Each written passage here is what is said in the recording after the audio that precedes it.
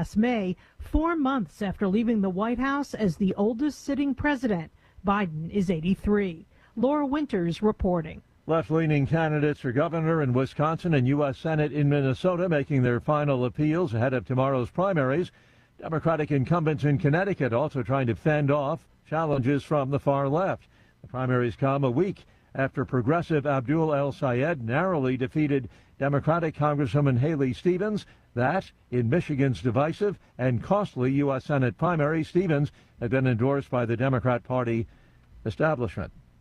Townhall.com.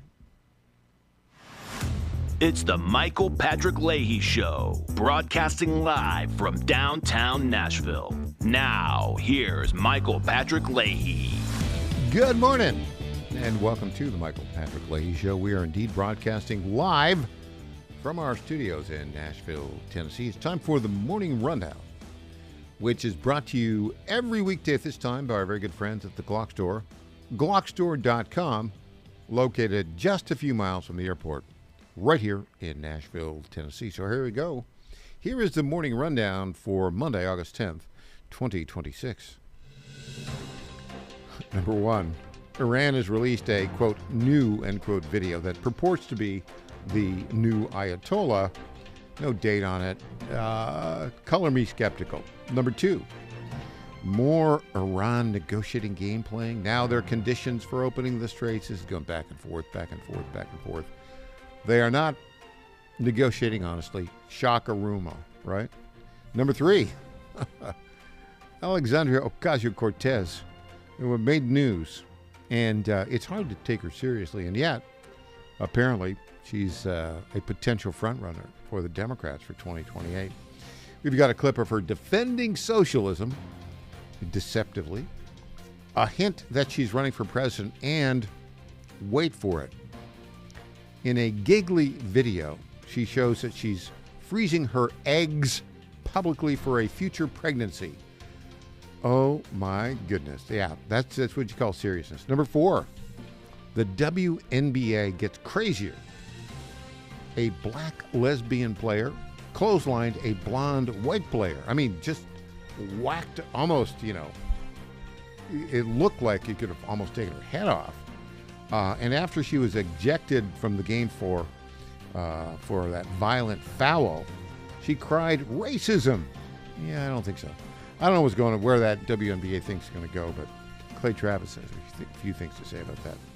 Number five, Tom Pappert at the bottom of the hour. We've got a breaking story. Ward Baker, who is the campaign manager for Marsha Blackburn, been her campaign manager for years and years and years, put out a memo this morning, how we won. It's a little spicy. As you might expect, Tom Pappert will talk with us about that at the bottom of the hour. And number six, get a little bit on the postmortem on the upset of Andy Ogles by Charlie Hatcher. Turns out his campaign was managed by a friend of ours, Charlie's was, John Newman, who ran for mayor of Madison County down in Jackson for a while. Had worked for Fred Thompson. We talked to John over the weekend. We're going to get Charlie in here probably this week or next to just introduce him to our audience. Number seven, the United States Senate confirmed Todd Blanche as Attorney General is 50-49. We'll be talking about that in hour number two. And number eight, Nixon Maxing continues. There's a new article at the Nixon Foundation by Ken Kashigian, who was an aide to President Nixon. And, wait for it, our own ebook by yours truly, based on interviews with Jeff Shepard, who was a lawyer and went to work in the Nixon White House and was part of the defense team. How the deep state took down Richard Nixon. Now, we did that documentary out last year, but we've revised and improved the details on it and have an ebook, which I think may be a real book coming out. We'll have the details on that. I think the ebook will come out next week, and we'll get you more details on it. It's kind of interesting. Number nine, Donald Trump signed a new executive order on birthright citizenship. Alan Dershowitz and others are weighing in on that. Number 10, we're all the way up to number 10 this morning. Mark Pulliam, the best legal analyst in the country. Our legal analyst at the Star News Network will be here with misrule of law. There's all sorts of misrule going on, and he'll talk about that. So there you go. That is the morning rundown for Monday, August 10th, 2026. Brought to you, as I've said, by our very good friends at the Glock Store. Now, you hear me every day telling you the Glock Store right here in Nashville, Tennessee, is the home for Second Amendment practitioners in the United States of America, all over the country. This is the home for Second Amendment practitioners. Here's more proof. Saturday, September 19th, they are having an incredible event. Listen to this. It's called Force on Force. Now, Force on Force puts you into intense, realistic, live action scenarios that test your marksmanship and your split-second decision-making skills. Okay. Remember what happened out at the Twin Falls, Idaho just recently? Yeah. Who took down the shooter? Yeah, that would be just a private citizen who knew how to use his Second Amendment rights. Now, you're armed at this event with a Glock 17T. The T stands for training. It fires simunition that leaves a mark where you hit someone or where you get hit. You'll go through 2 different real-life-based scenarios and get a professional performance evaluation after each session. This is how Special Forces, SWAT teams, and tactical operators around the world train. And now it's open to the public and available at the Glock Store. This will likely be the last Force on Force training event this year. There are only 2 sessions available and, only 15 slots per session. Oh, gosh, they're going to sell out. For more information, go to glockstore.com/FOF. That's glockstore.com/FOF. There's only 15 slots. You better get on it right away. Okay. That's the morning rundown for Monday, August 10th, 2026. I told you, Alexandra Ocasio-Cortez has dreams of glory, the bartender who knows nothing, but is a good actress. Here she is talking about what is the difference between socialism and communism. Clip 2. But by the way, just a quick definitional thing. What, in your mind, is the difference between socialism and communism? I think, to me, the fundamental differences, there's many. Yeah. One prevailing one is democracy. And I believe that democratic socialists are fundamentally pro-democracy. And we believe in the ballot box. We believe in respecting the outcomes of elections and governing democratically and ensuring that the ideas and policies that are implemented are won through popular vote and popular opinion. And so I think that's why so much of what we focus on is also making sure that we are providing for the majority of Americans, guaranteeing health care, raising wages, strengthening the right to a union. And I think that that's at its core what we're about. Are you still a member of Democratic Socialists of America? Of the New York City chapter. The New York City Right. chapter. By the way, talk about a softball. Jonathan Karl. All he can do is throw up softballs to her. Now, what did she say there? Oh, we believe in democracy. Well, communists believe in vote at the ballot box too. It's only, you only got one choice. That's, of course, what she's supporting. Now, if you just talk about democracy, ballot box, popular opinion, other elements of the Democrat Socialists of America platform include abolishing the United States Senate, abolishing the presidency. In other words, turning this from a constitutional republic into a tyrannical majority. Not good. Okay, we're going to shift gears here a little bit. Do we have time for that? Yeah, I think we can play the whole thing. This is a setup that, we'll hold off and play this clip because there's a longer discussion on it. What we're going to play when we come back, a couple of things. You follow the WNBA debacle, and I mean capital D debacle. What's that all about? Well, it's what's going on, if you will, with the hardcore leftist WNBA. Nobody ever makes money there, right? They're all subsidized by the NBA. But they're all in favor of trannies and transgender men pretending to be women coming into play.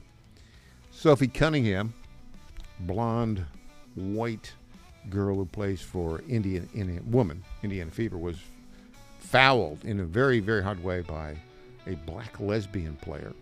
And the black lesbian player was thrown out of the game. Oh, guess what happened after that? She cried racism. We'll play the foul, and then we'll play the details of the coach, which is kind of crazy, after this. I'm Michael Patrick Leahy.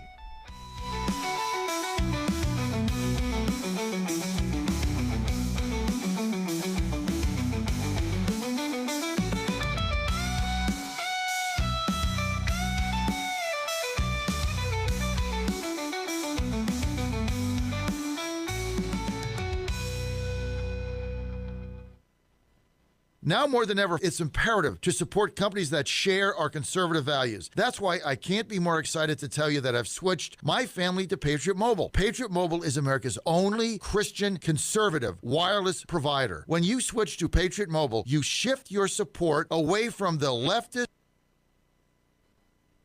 Patriot Mobile's wireless service works perfectly and seamlessly as you go about your lives with exceptional nationwide coverage that uses the same towers the main carriers use. Patriot Mobile donates a portion of every dollar earned to causes you care about, to organizations that fight for religious freedom, First and Second Amendments, sanctity of life, and the needs of veterans and first responders. Patriot Mobile has plans to fit any budget, along with great discounts for our veterans and first responder heroes, as well as multi-line users. Switching is easy. Just go to patriotmobile.com/Godzilla or call their U.S.-based customer service team, 972-PATRIOT. That's 972-728-7468. Use offer code GODZILLA for free activation. If you owe back taxes, listen carefully to rule number 1. Never go up against the IRS alone. They're cracking down, freezing bank accounts, garnishing paychecks, canceling passports. Even your home or business could be at risk. But here's what they don't tell you. The IRS has powerful tax relief programs that could save you thousands if you qualify. That's why smart people call Optima Tax Relief, America's #1 tax resolution firm. Nobody knows these programs like the experts at Optima. Their team of tax attorneys and licensed professionals have resolved over $2 billion in tax debt for people just like you. The IRS is not stopping, so don't wait, and don't take them on alone. For tax help you need, for tax help you can trust, call Optima today for a free consultation. Call 800-780-3599. 800-780-3599. 800-780-3599. Optima Tax Relief. Some restrictions apply. For complete details, please visit OptimaTaxRelief.com. The Trump administration has brought positive changes when it comes to fixing our broken healthcare system. If we really want to make America healthy again, well, that starts at home. And that's where the Wellness Company comes in. You see and hear from the Wellness Company doctors all the time, and you know their products are the gold standard for keeping you and your family safe and healthy, giving you the opportunity to make sure you're prepared for whatever happens with their prescription medical kits. Additionally, the Wellness Company offers a variety of products, from parasite cleanses to methylene blue to weight loss and so much more. Make America healthy again starts at home. Do your part and protect the health of you and your family. Live a healthier, longer, and more satisfying life.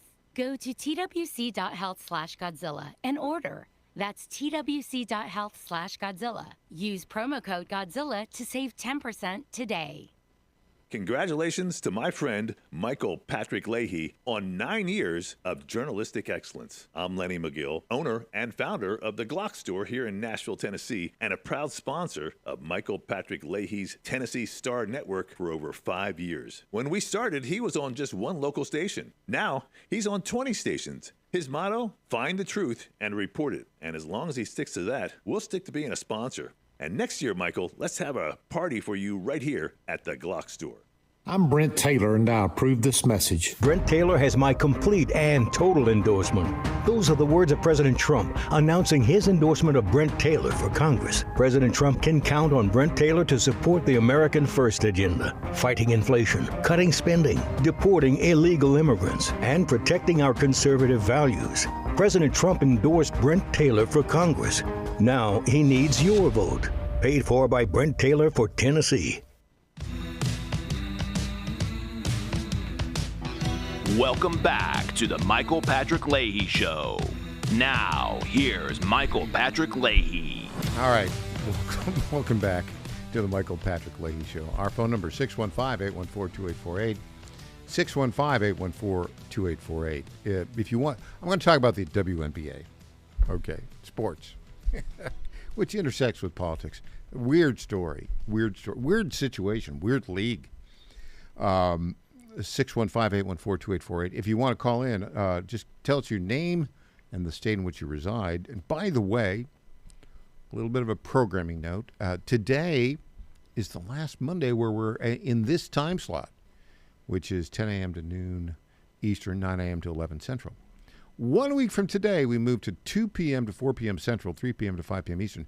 It's all part of the new game plan of the John Fredericks Media Network. They are buying a second station here in Tennessee, in addition to WENO 760 AM in Nashville, purchasing 950 AM WAKM in Franklin. Been around for, a long time, 1953. If you ever watched the movie Coal Miner's Daughter, remember where she goes into the little radio station where they're playing country music? That was WAKM. I mean, they filmed it at WAKM in the 1970s. So that little history there. And, of course, on this station in the Tennessee stations, we'll be carrying the Tennessee Volunteers and Tennessee Titans for football. And then Mike Keith will be here. It's a lot of fun. And so it's going to be very, very, very interesting. So we're talking a little bit about sports now. WNBA. I never watch it. It's just like, I don't watch the NBA either. My son-in-law loves the NBA, but I don't. But if he's around, I'll watch it with him. But I watch a little college basketball. I watch more pro football, I think, and college football. That's kind of what I find most interesting.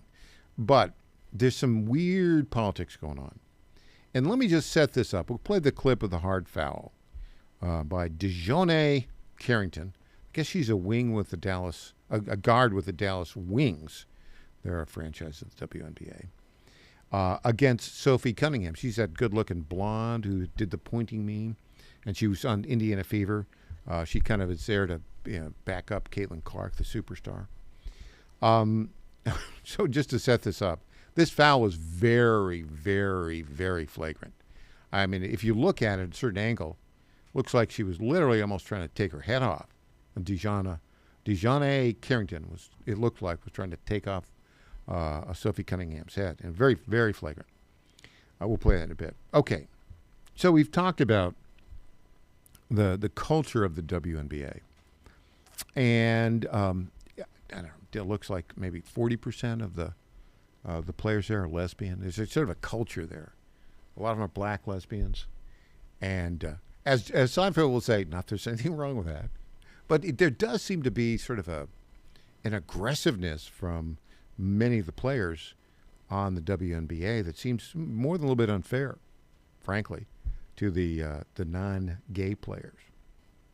So now DeJounte Carrington, she says she does not identify as gay or lesbian. She just likes to have sex with girls. No, I'm kidding. Quote, no, I'm not even into girls. I'm not gay. I just like Nalissa Smith. Except it's not just Nalissa. Now apparently she is in a relationship with the Las Vegas Aces guard, Jackie Young. But she's not into girls. She just has sex with them and likes them. Okay. So with that setup, Sophie Cunningham, very attractive, white, blonde girl, kind of a six-man, if you will, six-woman on the Indiana Fever team. They're doing great this year, by the way, and Caitlin Clark is just playing great basketball, the star guard there. But anyway, so here she is. We're going to play this clip. It's Sophie Cunningham on a breakaway, and DeJounte Carrington is coming up behind her, and literally, it's really crazy. We'll do the play-by-play here. Literally takes her arm and grabs her head, and it's almost like she's trying to take her head off as she actually makes the layup. Let's play the clip right now, and we hear the play-by-play. Here's Cunningham up ahead of the field, lays it in, plus the foul, and then Cunningham gets into the face of DeJounte Carrington right away in the aftermath. And Cunningham has to be separated. as both teams will head to their benches. You'll see a Dejanay Carrington as Sophie Cunningham comes down, gets her right across the face, coming down, trying to prevent the layup, but that is just okay, so you saw that. It's not just a hard hit. I mean, she takes her arm and literally classic clothesline. It's amazing she made the shot, and it's amazing she wasn't injured. But afterwards, so Dejanay Carrington goes, she gets this, I guess, 1 game suspension afterward. It's flagrant foul. It's obvious flagrant foul. And then she puts out a tweet, says it's white privilege, racism is the reason that she's doing. No, it was an aggressive foul. Now the coach of the Indiana Fever, that's the coach of Sophie Cunningham, did a press conference after this. By the way, the coach is lesbian, and the coach now lives in Nashville with her lesbian partner. Having said that, her 2 star players are on either side of her, and as she defends the black lesbian who's not a lesbian, but doesn't like chicks but just has sex with them, Dejanay Carrington, for this hard foul, you'll see Caitlin Clark just cover her ears and put her head down and say, translation, my coach is a nut. All right. She didn't say it, but that's what she's singing. Let's play this clip of Stephanie White talking about that foul. One of the things about Nay is that she's going to play her butt off, man. She's going to compete. Nobody's going to go walking in for a layup. And so I don't oppose the hard foul, but I also don't think that she intentionally went for the net. Really? We could play that again. Yes, she did intentionally go for the net. That was intentional. And it's interesting how the dynamics of this work. Caitlin Clark is just a dramatically, fantastically good basketball player, playing the best ever. And she's just trying to not get involved in this at all. We have a call from Leonard in Georgia, wants to weigh in on the WNBA drama. Leonard, good morning. Good morning, Michael. I'm calling too much. I'm going to wear your phone out. No, you're fun. I mean, we're happy to have you on, Leonard. Yeah, I'm going to be brief. I watched the replay. Every professional on the YouTube that has something to say about it, and they all said the same thing. It's a dirty play. She never went for the ball. She went for her head. Mm-hmm. I played sports, in the 70s where integration had just taken place. So I felt some of that. But my ability was that I was super aggressive, and I was a good player of whatever I did. So she's a great player. She's a beautiful girl, and I like her antics when she takes her finger and points at one girl that did a dirty play on her. So that's got to stop, And I'm a lesbian trapped in a man's body, Michael. I just found out today. I looked in the mirror and said, "What the hell is Leonard doing inside that body? I like women." You and Michael, you and Dejanay Carrington, the woman who did that foul, who says, "I'm not gay. I just like women. I just like to have sex with." Yeah. Well, she didn't say I did like to have sex. She just these athletes at WNBA, many of them are just lunatics. It seems to me. Absolutely. Yep. And hey, Leonard, hold on, Leonard. I got to ask you this question. Go ahead. As I'm watching all this WNBA stuff, doesn't seem to you, that this is almost like WWE type stuff, right? Villains, heroes, bad actors. I wonder. It's so over the top. I wonder if it's even choreographed like the WWE. What do you think? I hope not, Michael. Yeah. If you remember a player by the name of Spud McKenzie, 5'6", 5'6", and can fly. Yeah. I'll take a 60-year-old Spud McKenzie, put him in that WNBA. Hopefully he won't have a wardrobe malfunction, and he can dunk from the three-point line. And imagine all that stuff flying, and he's showing this and he's showing that. I said, "Oh my God, flying!" the wardrobe malfunction all over the place. Michael, he's got to stop. Yeah. He's dirty plays, and let him play ball. Right. Hey, listen. So, Leonard, you're going to have to change your listening patterns a little bit. Well, no, you keep listening. I'm good. Keep listening 10 to noon to Wendy Bell Live on the John Fredericks Radio Network. But yours truly, I will be 2 p.m. to 4 p.m. Central, 3 p.m. to 5 p.m. Eastern, starting 1 week from today. So stick around. Call in the afternoon. I got you. All right, I'll do it because I listen all day long. Michael, later. You're the man. All right, thanks. Leonard from Georgia. All right, when we come back, we'll be joined by Tom Pappert. Ward Baker, the manager of Marsha Blackburn's successful campaign, put out a memo this morning. You'll hear about it. How we won. It's quite interesting. Back with Tom Pappert after this.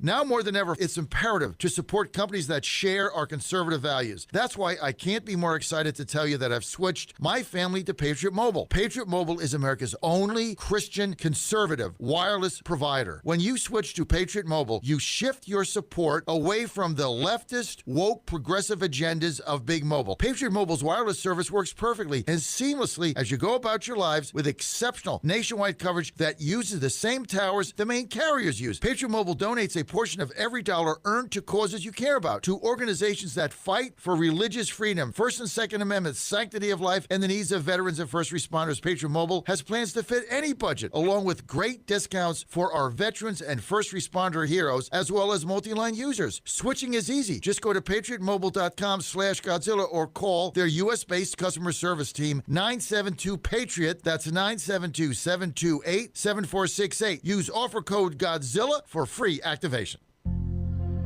Ponder this.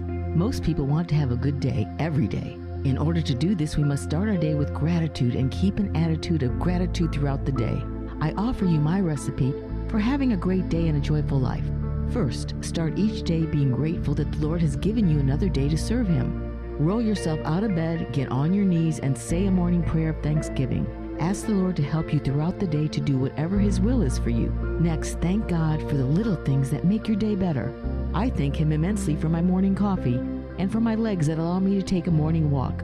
I pray for those who cannot walk because of age, injury, or disability. Throughout the rest of the day, I am grateful for the people God has placed in my life. I thank Him for those who love me, and I pray especially for those who do not love me. Find ways in your day to thank God continually and offer prayers for all those the good Lord has placed in your daily path. I'm Susie Kelly, and I am passionately Catholic. Bad decisions limit future options. Make enough bad decisions and you will destroy your life. Listen to The Flatline with your host, Rick Hughes, every Sunday morning on the John Fredericks Radio Network. The Flatline describes a main line of resistance in your soul, built on God's Word. Join us every Sunday morning for 30 minutes of inspiration, motivation, and education, all without manipulation. That's The Flatline with Rick Hughes, heard here every Sunday at 8:30 a.m. on the John Fredericks Radio Network. Washington is wasting $500 million every year on a federal supervision system that doesn't work. Probation officers are overwhelmed. Resources are going to people who pose zero threat, while actual dangerous individuals slip through the cracks. The Safer Supervision Act stops the waste and refocuses every dollar on protecting families from harm. President Trump's own pollster found about 80% of Trump voters want this fixed. It's time for Congress to get this done. Stop the waste. Protect our communities. Visit safersupervision.com. Paid for by the Reform Action Fund. Honesty, integrity, help Tennessee, markpody.com. The values that have made Tennessee strong, faith, personal responsibility, freedom, and respect for one another, are rooted in timeless godly principles. Those values are worth protecting, and I'm going to continue fighting to preserve them for our children and grandchildren. I'm Mark Pody, and I'd be honored to earn your vote again. markpody.com. Paid for by the campaign tour like Mark Pody. Candace Graham, Treasurer. I'm Scott Desjardins, and I approve this message. We will make America great again. President Donald Trump has given his complete and total endorsement to Congressman Scott Desjardins, saying he fights for our military, veterans, law enforcement, and the Second Amendment. I'm honored to be endorsed by President Trump. I know together we've got to control inflation, secure our borders, and strengthen our military. Scott Desjardins, representing the people of the 4th Congressional District. With your support, we will make America great again. Paid for by friends of Scott Desjardins. Johnny Garrett's not some out-of-touch D.C. politician. Johnny Garrett's a Tennessean, a Christian conservative, and a proud father of 3 who's sick of the far left ruining our country with their radical policies. Conservative Johnny Garrett is proudly pro-life, pro-Trump to his core, and will always put America first. In Congress, Garrett will fight to lower taxes, cut government waste, and will always back the blue and support law and order. Garrett's fought for us in Nashville, and that's what he'll do in Congress. No to biological boys playing girl sports. No to communist China buying our farmland. And no to criminal illegals invading our state. Because with Johnny Garrett, what you see is what you get. It's time to bring more Tennessee to D.C. Send Trump conservative Johnny Garrett to Congress. I'm Johnny Garrett, candidate for Congress, and I approve this message. Paid for by Johnny Garrett for Congress. Welcome back to the Michael Patrick Leahy Show. Now, here's Michael Patrick Leahy. We are joined on our Zoom newsmaker line right now by the Dow Prize award-winning journalist for the best local journalism in the country, an award delivered last year by the National Journalism Center to our guest, yours truly, and our executive editor, Christina Botteri. Our guest, of course, Star News Network and Tennessee Star lead political reporter, the one, the only, Tom Pappert. Good morning, Tom. Good morning, Michael. Well, on Thursday, we had a primary election here in Tennessee, and the winner in the gubernatorial primary by 11% was Senator Marsha Blackburn, and her campaign manager, Ward Baker, just a few minutes ago, released a concise and pointed 3-page memo titled How We Won. What did you learn in that memo, Tom Pappert, about how Marsha won by 11%? Well, Michael, the spending of the Blackburn campaign appears to have been very efficient. She was a very good steward of her donors' dollars, in other words. According to the memo that we received from the Blackburn campaign and from campaign manager Ward Baker, Blackburn managed to receive 77 million impressions in the final weeks of the campaign compared to Rose's 13.2 million impressions. This is people seeing an advertisement from her campaign. This is despite Rose putting, I believe, $15 million into his own race, having an almost 2-to-1 funding advantage over Marsha Blackburn. We also learned through this memo that they are assigning a lot of credit to their local endorsers, Tim Burchett, Glenn Jacobs, other people in East Tennessee, and really throughout the entire state for buoying them into a commanding first-place victory. Interestingly, we've also learned from this memo, they ran the numbers.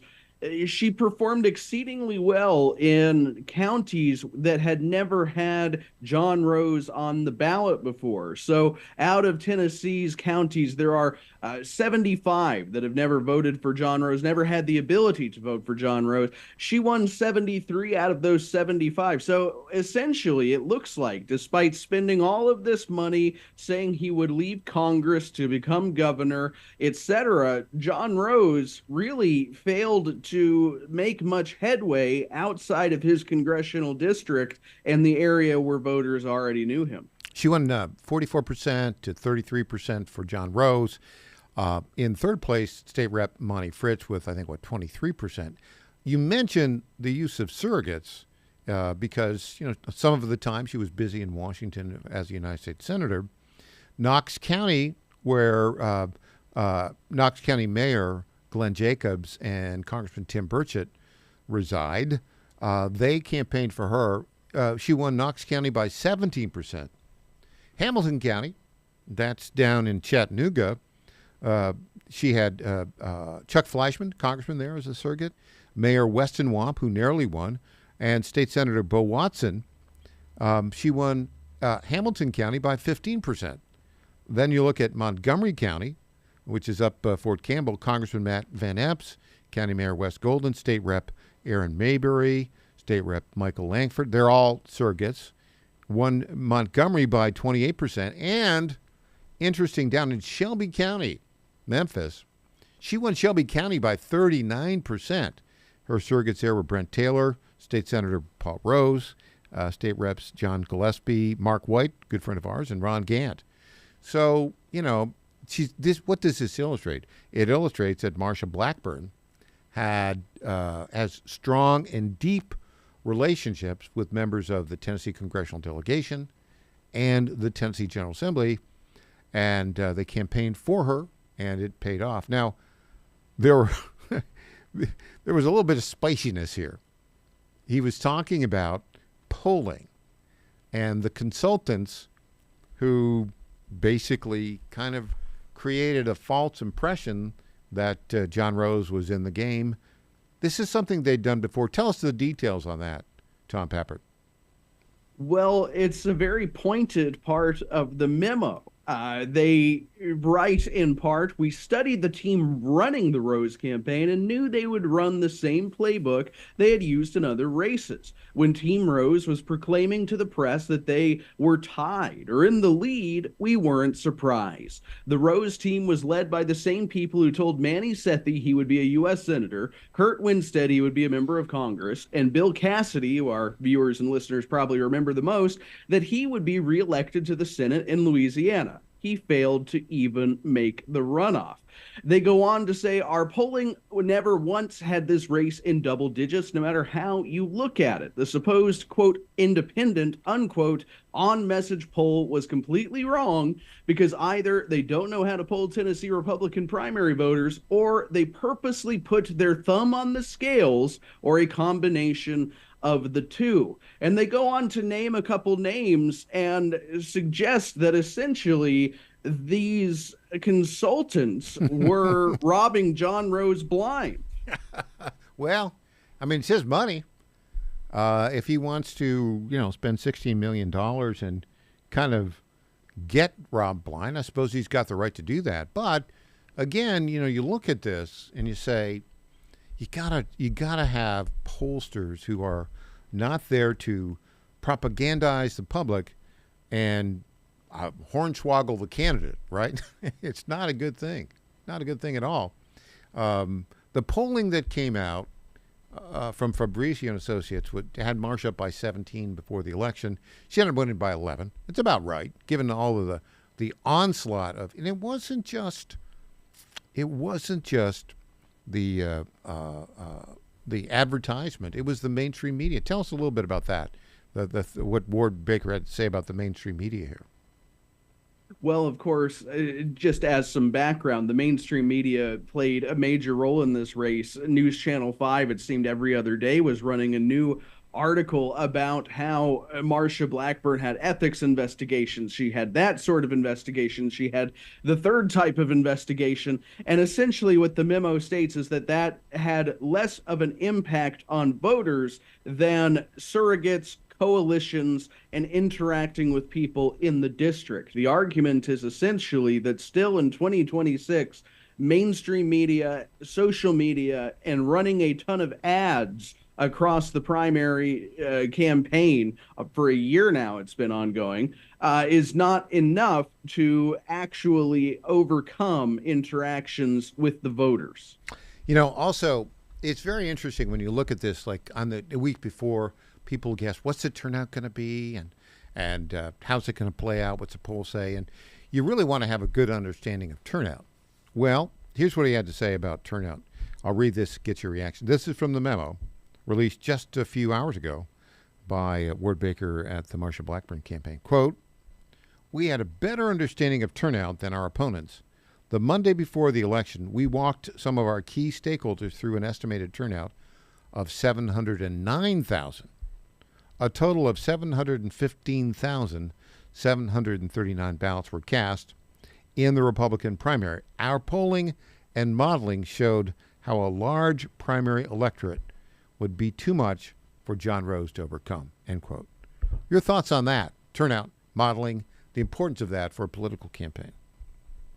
Well, it's very interesting that the Blackburn campaign was so accurate. Within about 6,000 voters, they projected the exact turnout of the race, and they used this turnout to determined that they were going to win in double digits. They were very confident. I'm thinking back to that interview that Marsha Blackburn had on this very program on Election Day last week when, that lady sounded confident. She knew she was going to win, and now we know why. Her campaign had the data broken down well. But something that's interesting, Blackburn's campaign is saying that they benefit, the Trump-aligned candidate in this race benefits from a high turnout primary. In the past, that's sort of been the opposite, where the candidate most aligned with the president and the president's faction of the party does not necessarily perform well in a high turnout primary. I think that is a significant shift, and something that suggests Make America Great Again candidates, MAGA candidates, are really the primary faction of the party. In fact, that's a big part of the memo, that Blackburn won by courting and then maintaining the base of the party and not any sort of fringe coalition. Let's just close off with the upset of Andy Ogles by Charlie Hatcher. I talked to John Newman over the weekend, who's campaign manager. John, I've known because he ran for mayor of Madison County a while back, a strong conservative. And he said, basically, we had a sense that we were going to win because Charlie's theme of hire a farmer made sense, and that they paid more attention to what was going on in the district. Your thoughts on that? I wasn't in the end surprised that Charlie Hatcher won by 6% across this 16-county, largely rural district that extends from Middle Tennessee to out to Fort Campbell, across to Obion County, and down to Memphis. 30 seconds for your final summary on that one, Tom Pappert. I think it is a reflection of the same exact thing, where social media is not real life, mainstream media is not real life. I don't think Charlie Hatcher even has a Twitter account. He barely has a Facebook account. He was interacting with the voters, and that's how you win. Well said. All right, Tom Pappert, thanks for joining us today. Really appreciate it. Always a pleasure, Michael. Up next, Nixon Maxing. What's going on here? 52 years. And one day after he left the presidency, after he resigned, people are looking at Richard Nixon again and saying, that guy was right. Back after this.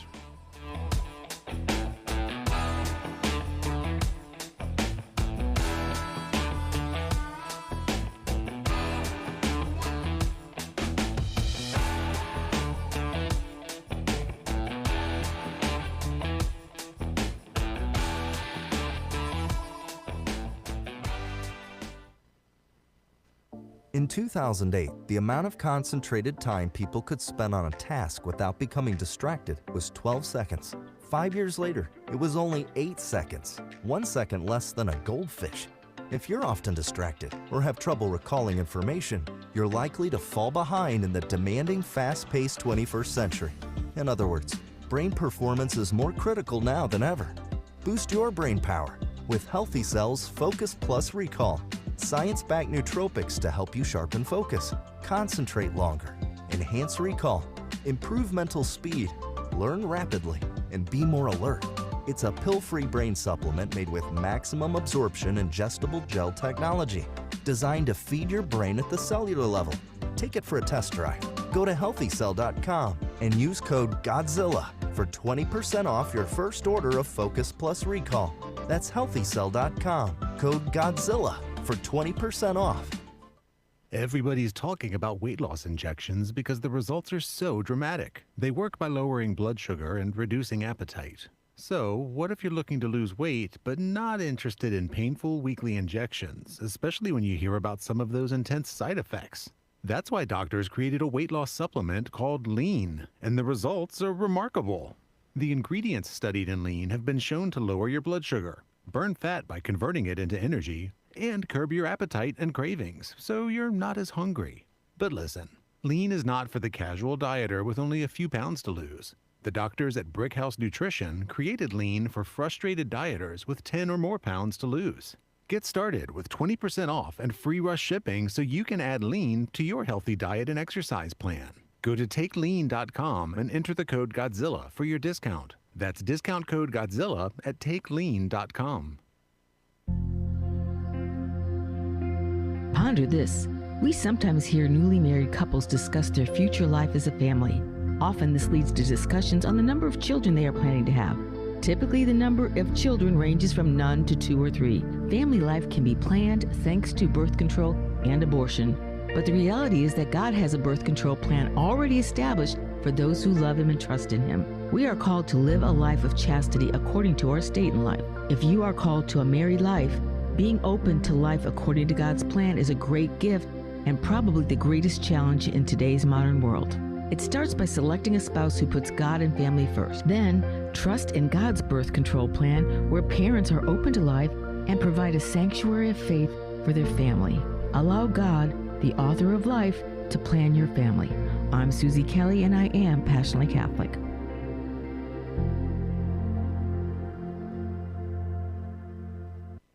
Congratulations to my friend Michael Patrick Leahy on 9 years of journalistic excellence. I'm Lenny McGill, owner and founder of the Glock Store here in Nashville, Tennessee, and a proud sponsor of Michael Patrick Leahy's Tennessee Star Network for over 5 years. When we started, he was on just one local station. Now, he's on 20 stations. His motto, find the truth and report it. And as long as he sticks to that, we'll stick to being a sponsor. And next year, Michael, let's have a party for you right here at the Glock Store. I'm Brent Taylor, and I approve this message. Brent Taylor has my complete and total endorsement. Those are the words of President Trump announcing his endorsement of Brent Taylor for Congress. President Trump can count on Brent Taylor to support the American First agenda, fighting inflation, cutting spending, deporting illegal immigrants, and protecting our conservative values. President Trump endorsed Brent Taylor for Congress. Now he needs your vote. Paid for by Brent Taylor for Tennessee. Welcome back to the Michael Patrick Leahy Show. Now, here's Michael Patrick Leahy. Welcome back. 52 years ago, yesterday, August 9th, 1974, President Richard Nixon resigned and left the presidency in disgrace. But 52 years and 1 day later, things are turning around. As an example, there's this thing called Nixon maxing. We'll talk about that here in a bit. Ken Kashigian wrote a piece yesterday. He was an advisor to Nixon. Let me just read this beginning. It's at the Nixon Foundation. Quote, Richard Nixon's adversaries perennially commemorate observances of August 9th, 1974 as a pinnacle achievement, the vanquishing of the man who sat atop their enemies list. When he returned to his California home 52 years ago, they confidently assured themselves of his final defeat. It mattered not to them that distorted systems of institutional power smashed legal and political boundaries to take down the most popularly elected U.S. president. Even today, it is mere ritual for the established elite in media, academia, and the political left to feel smug in their ongoing demonizing of the president. But things are changing. And indeed, 1 year ago today, we released our documentary, How the Deep State Took Down Richard Nixon. We'll play a little bit of that clip, a promo of that just now. But now today, after working for a year, I can tell you that our ebook will be released next week, How the Deep State Took Down Richard Nixon. And let's begin with that 30-second promo. 49 states, 520 electoral college votes, the largest presidential landslide in American history. But less than halfway through his term in office, Richard Nixon was gone. Secret meetings between judges and prosecutors, evidence hidden from defense attorneys, biased juries, an unaccountable prosecution force packed with political enemies, congressional leaders who were out to get the president, and a dishonest media. All told, a corrupt judiciary, unaccountable prosecutors, and an overreaching Congress violated the due process rights of Richard Nixon and the Watergate defendants more than a dozen times. We will document all those due process violations, something that no one else has ever done over the course of more than half a century. This is how the deep state took down a president and created the playbook they've used ever since. Yeah, and they did take him down. And it's interesting because, you know, I got to know Jeff Shepard, who was a lawyer, Harvard Law School graduate. First job out of law school was to work in the Nixon White House. He ended up becoming part of the defense team. He reported directly to Fred Buzzard, who was counseled the president, and then was involved. He was the guy that transcribed the smoking gun tape. If you go to our website, I think you can show this right now. You go to michaelpatrickleahy.com or anywhere. You can buy the ebook. It's bundled with our documentary, which is about 90 minutes, and it's really, really, really good, if I say so myself. The key to this is the 12, count them 12, a dozen due process violations of the rights of President Nixon and Watergate defendants, John Mitchell, former Attorney General, John Ehrlichman, Counselor to the President, and H.R. Haldeman, the Chief of Staff. And, you look at these due process violations and you go, are you kidding me? These guys did not get a fair trial at all. And quite frankly, where this is headed is a posthumous pardon for Attorney General Mitchell, John Ehrlichman, and H.R. Haldeman. It began right after the break-in. In September of 1972, the chief judge in the Federal District Court of Washington, D.C., wasn't James Boasberg. That's the guy today who hates Donald Trump. It was Judge John Sirica, who, guess what, hated Richard Nixon. And he would hold, after the break-in, he wanted to get the trial of the break-in burglars, and he talked to a journalist by the name of Clark Molinoff, who hated Richard Nixon. Hated him. Why? He'd come on to staff. He'd persuaded Nixon to come on for like 10 months to be an ombudsman. Well, from the very beginning, even before the trial of the burglars began, in the fall of 1972, Judge Sirica and Clark Molinoff would hold illegal ex parte meetings where Molinoff would talk to Sirica about what he had to do as a judge. What you need to do here is find the truth. Not actually try the case, find the truth, i.e. take down Nixon. That was the very beginning of it.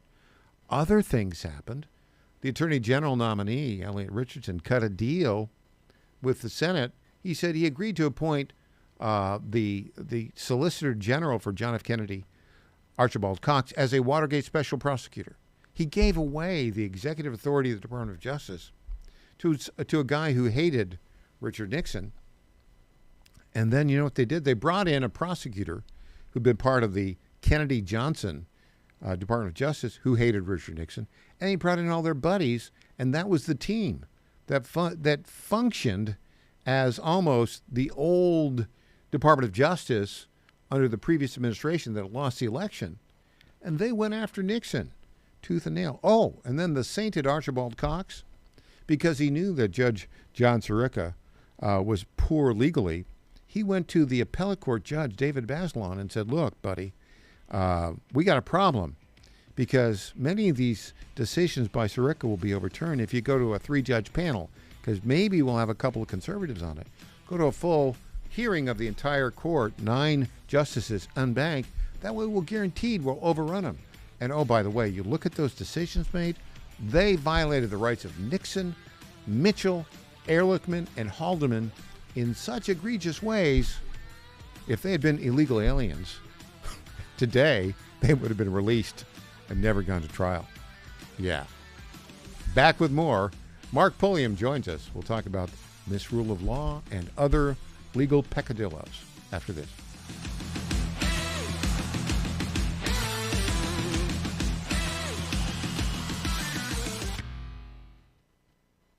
In 2008, the amount of concentrated time people could spend on a task without becoming distracted was 12 seconds. 5 years later, it was only 8 seconds, 1 second less than a goldfish. If you're often distracted or have trouble recalling information, you're likely to fall behind in the demanding, fast-paced 21st century. In other words, brain performance is more critical now than ever. Boost your brain power with Healthy Cell's Focus Plus Recall. Science-backed nootropics to help you sharpen focus, concentrate longer, enhance recall, improve mental speed, learn rapidly, and be more alert. It's a pill-free brain supplement made with maximum absorption ingestible gel technology, designed to feed your brain at the cellular level. Take it for a test drive. Go to healthycell.com and use code GODZILLA for 20% off your first order of Focus Plus Recall. That's healthycell.com, code GODZILLA for 20% off. What happens in Virginia doesn't stay in Virginia. It influences policy and policymakers nationwide. The VirginiaStar.com shines a light on the issues in VA that become issues for the USA, with insightful commentary that gets to the fact of the matter. The VirginiaStar.com is your source of wisdom and truth, locally, statewide, and nationally. Log on today and every day. The VirginiaStar.com. The VirginiaStar.com. John Fredericks loves his radio and TV audience, but did you know how to follow the Godzilla of Truth wherever you go? Download the John Fredericks Radio Show app to listen live nationwide. For the daily chit-chat, Trucking the Truth, download the Getter app and join the morning fun on Getter Live from 6 to 10 a.m. Follow John Fredericks on Getter, Truth Social, or Twitter at JF Radio Show. WJFN, Goochland, Bonaire, Chester, 100.5, 107.7, 92.7 FM, AM 820, and WJFB, Portsmouth, AM 16. News this hour from Town Hall. I'm Rich Thomason. Russian drones and missiles continue to rain down on Ukraine as the Ukrainians increasingly bring the war home to Russia. At least 10 people have been injured as a result of a Russian overnight attack in Sumy, the State Emergency Service of Ukraine reported on Monday. According to local authorities, hits were reported at 3 locations, with multi-story and private residential buildings, vehicles and non-residential premises damaged. Meanwhile, a Ukrainian drone attack on Monday on a Russian city has killed around 12 people and wounded dozens, authorities in the Tatarstan region say. Ukraine has targeted Russian oil facilities with long-range drones almost daily in recent months. The barrage causing fuel shortages in Russia, eating into Russian refining capacity and unsettling the Russian public. I'm Charles Dillevesma. Iran continues to insist on control over the Strait of Hormuz, which the U.S. says is a critically important international waterway. At least 2 deaths have been reported in western Colombia, neighboring Ecuador, the region hit by a powerful 7.4 magnitude earthquake. A local Colombian governor reports heavy damage to buildings along with injuries.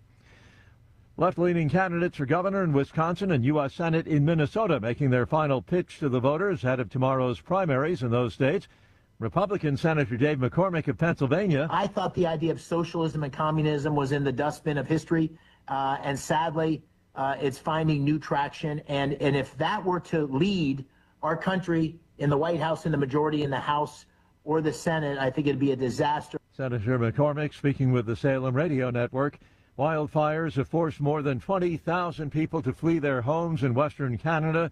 One evacuee says there are no words to express the fear you feel when you see a wall of flames racing in your direction.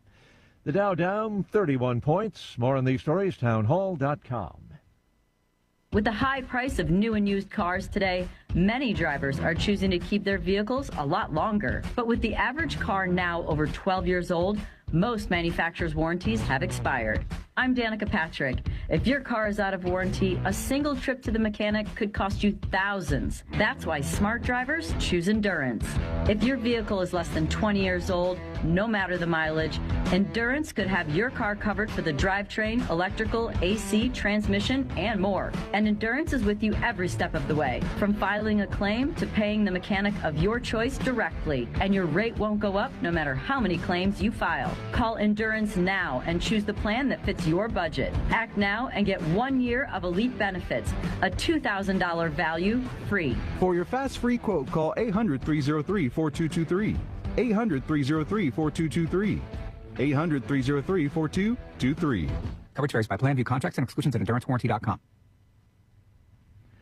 Alleged Irish mob boss Daniel Kinahan has been extradited to Ireland from Dubai. He was arrested there in April. Authorities accuse him of being the leader of an Irish organized crime gang running an international drug smuggling and money laundering empire with tentacles stretching far and wide. The U.S. had been offering up to $5 million for his capture. The Department of State accuses Kinahan and his brother of taking over the illegal operation from their father, who they say started it in the 90s. Daniel Kinahan has denied being an organized crime boss. I'm Julie Walker. European consumers can expect natural gas from Cyprus to help meet their energy needs by March of 2028. That word from Cyprus's energy minister. The East Mediterranean is becoming an alternative energy source for Europe as Russia's war in Ukraine and unrest in the Middle East push Europe to look for new sources. News and analysis, townhall.com.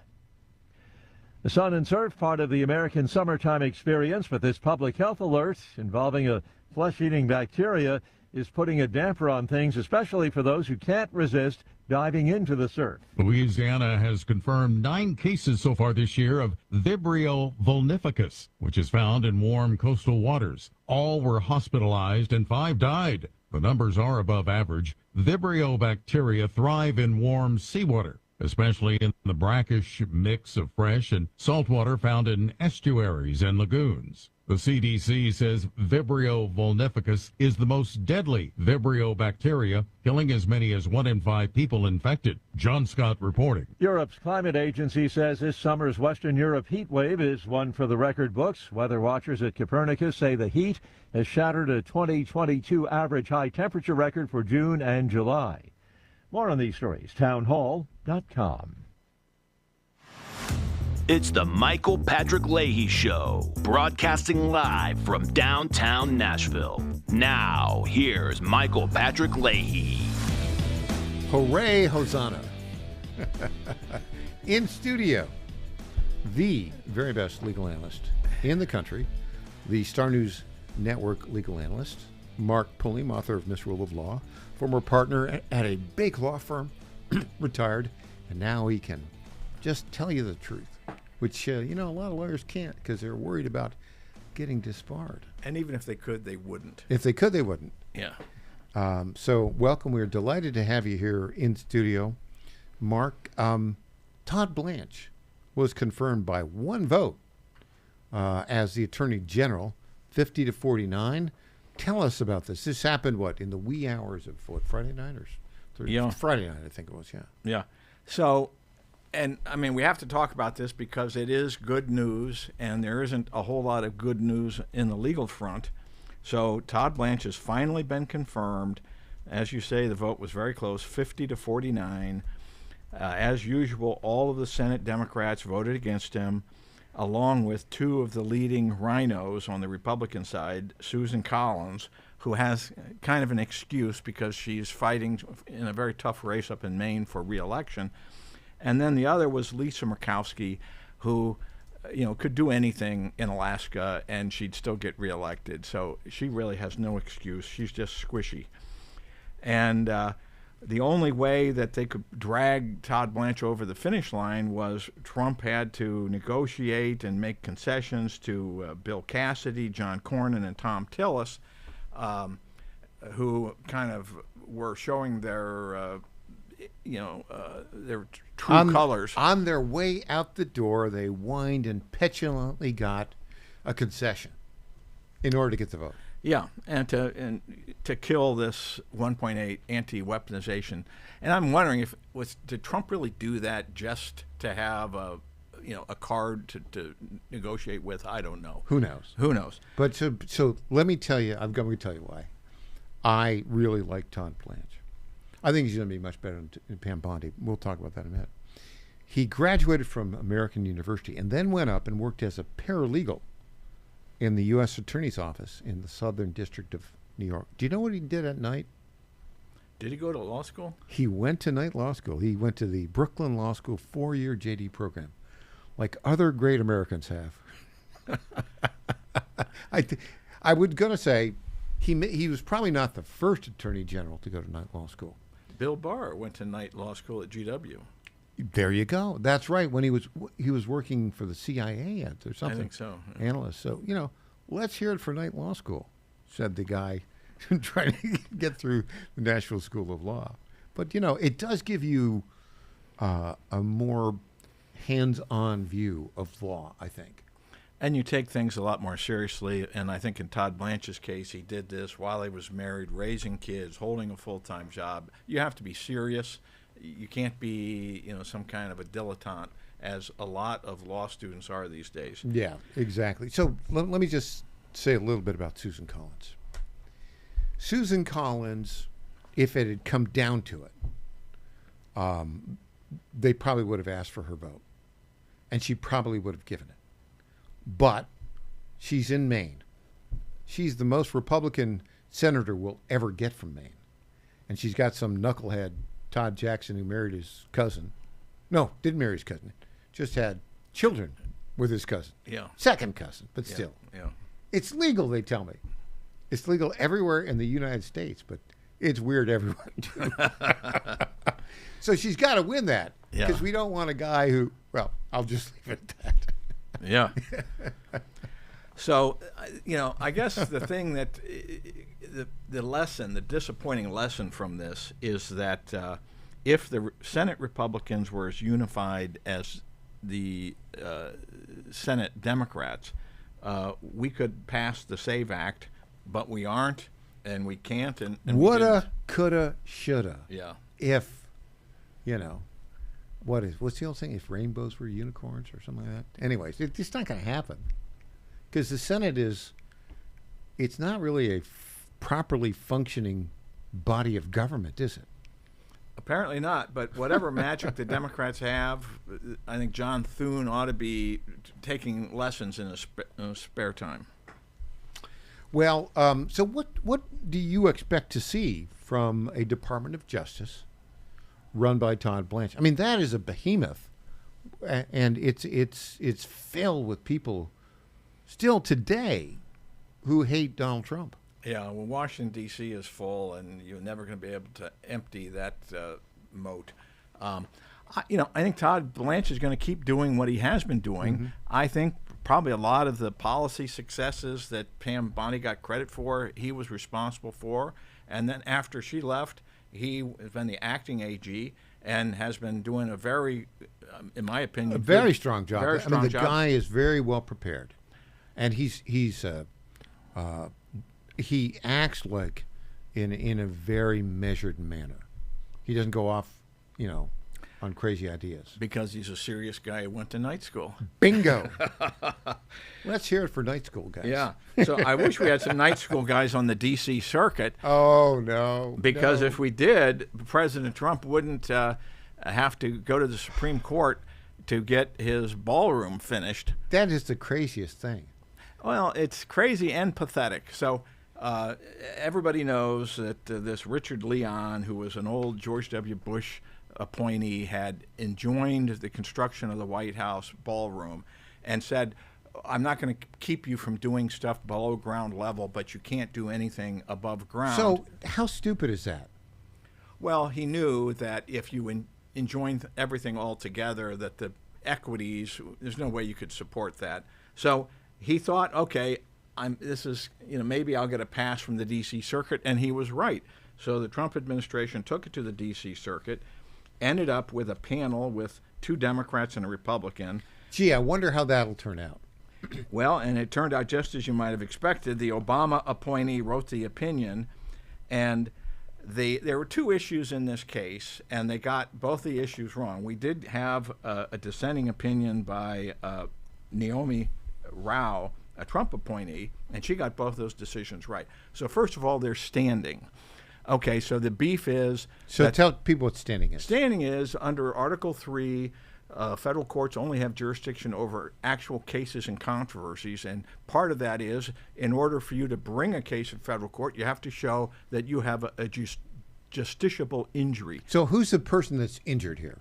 Well, there isn't. Well, Congress could say, you are doing something that we haven't. But they haven't said that. They haven't said that. Isn't it like some pointy-headed liberals on this nonprofit National Historic Trust? Well, the D.C. Circuit dressed that up and made it sound important. She's not just a busybody who takes walks in front of the White House and doesn't like what she's seeing. She's a professor, and she's been with this organization for a long time. So the plaintiff in this case is the National Trust for Historic Preservation, which kind of sounds important, and the D.C. Circuit made it seem important, but it's just another NGO. It's a private, nonprofit group. Yeah, really. And this woman, who they're citing as, the person that is so disturbed, aesthetic standing is what it boils down to. When she takes her morning walk, she doesn't think it looks pretty. She doesn't, and it's not only that she doesn't think it looks pretty. She's presuming that when it's finished, it won't look pretty. So she's speculating. Oh my goodness! So, by the way, have you seen a building Donald Trump makes?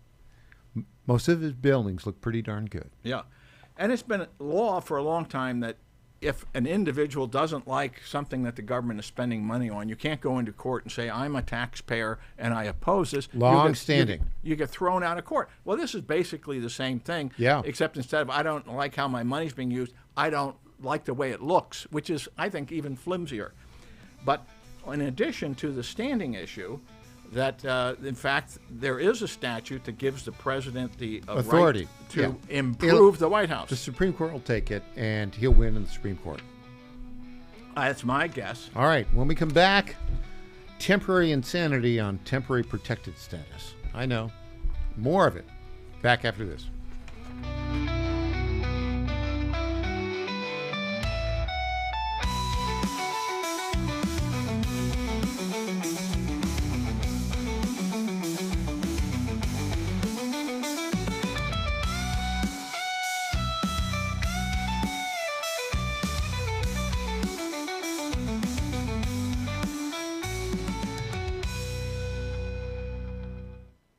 Hey folks, Al Green here for SatPhone. When you're on the go, you want to know you're connected. If it's a family vacation or an off-the-grid escape to a remote destination, having reliable communication helps you feel safe and secure. You can't afford to find yourself in a dead zone. That's why you need SatPhone. SatPhones are reliable, durable, and give you global coverage. If you can get outside, you can get in touch. It's that simple. Make calls from your SatPhone to any regular cell phone in the United States. The phones are $1,500 value, but you can get yours free. Just sign up for a 15-month plan, $94.95 a month. Get 150 minutes monthly that roll to the next month. Go 3 months without using them, that's fine. Yes, 3 months, 450 minutes, all yours. Visit SAT123.com or call 855-980-5830. SAT123.com, 855-980-5830. Get surety and security with your SatPhone. Call now. Washington is wasting $500 million every year on a federal supervision system that doesn't work. Probation officers are overwhelmed. Resources are going to people who pose zero threat, while actual dangerous individuals slip through the cracks. The Safer Supervision Act stops the waste and refocuses every dollar on protecting families from harm. President Trump's own pollster found about 80% of Trump voters want this fixed. It's time for Congress to get this done. Stop the waste. Protect our communities. Visit safersupervision.com. Paid for by the Reform Action Fund. Trump 2.0 is in full effect. How do you keep up with all the action? I'll tell you. TrumpNationNews.com is your inside source for the inside scoop. Manufacturing, jobs, deportations, and the nation's rejuvenation. The first 100 days and beyond. All the news you need and no liberal gibberish. It's the perfect way to start your day. Sign up for the TNN newsletter. Do it today. TrumpNationNews.com. TrumpNationNews.com. Part of the John Fredericks Media Network. Everybody's talking about weight loss injections because the results are so dramatic. They work by lowering blood sugar and reducing appetite. So, what if you're looking to lose weight but not interested in painful weekly injections, especially when you hear about some of those intense side effects? That's why doctors created a weight loss supplement called Lean, and the results are remarkable. The ingredients studied in Lean have been shown to lower your blood sugar, burn fat by converting it into energy, and curb your appetite and cravings, so you're not as hungry. But listen, Lean is not for the casual dieter with only a few pounds to lose. The doctors at Brickhouse Nutrition created Lean for frustrated dieters with 10 or more pounds to lose. Get started with 20% off and free rush shipping so you can add Lean to your healthy diet and exercise plan. Go to TakeLean.com and enter the code Godzilla for your discount. That's discount code Godzilla at TakeLean.com. Johnny Garrett's not some out-of-touch D.C. politician. Johnny Garrett's a Tennessean, a Christian conservative, and a proud father of 3 who's sick of the far left ruining our country with their radical policies. Conservative Johnny Garrett is proudly pro-life, pro-Trump to his core, and will always put America first. In Congress, Garrett will fight to lower taxes, cut government waste, and will always back the blue and support law and order. Garrett's fought for us in Nashville, and that's what he'll do in Congress. No to biological boys playing girl sports. No to communist China buying our farmland. And no to criminal illegals invading our state. Because with Johnny Garrett, what you see is what you get. It's time to bring more Tennessee to D.C. Send Trump conservative Johnny Garrett to Congress. I'm Johnny Garrett, candidate for Congress, and I approve this message. Paid for by Johnny Garrett for Congress. Welcome back to the Michael Patrick Leahy Show. Now, here's Michael Patrick Leahy. Welcome back. In studio, the best legal analyst in the United States of America. The one, the only, Mark Pulliam, author of Misrule of Law. It's a blog. You got to read it. If you haven't read it, you should read it every day because there's always great stuff. Okay, let's talk about the temporary insanity of the left surrounding temporary protected status. Who's the latest insane judge ruling on this? Well, I wish that it was temporary insanity because, by definition, it's temporary, it'll go away. But what these Democrat judges are afflicted with is a combination of arrogance and hubris, and I think it's ingrained in them, and they can try to hide it, but it's still there. It's in their DNA. It's in their DNA.